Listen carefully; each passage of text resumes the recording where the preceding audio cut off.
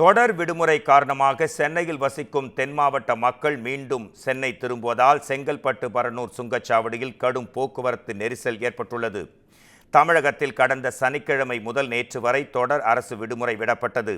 இதனையொட்டி சென்னை மற்றும் புறநகர் பகுதிகளில் வசித்து வரும் தென் மாவட்ட மக்கள் கடந்த வெள்ளிக்கிழமை முதலே தங்களது சொந்த ஊர்களுக்கு பயணிக்க தொடங்கினர்.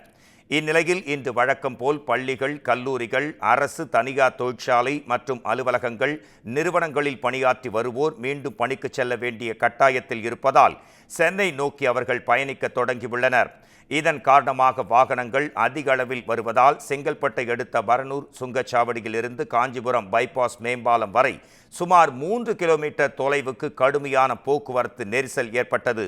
இதனால் வாகனங்கள் ஆமை போல் நகர்ந்து செல்லும் சூழல் ஏற்பட்டுள்ளதால் வாகன ஓட்டிகள் மற்றும் பயணிகள் கடும் அவதிக்குள்ளாயினர்.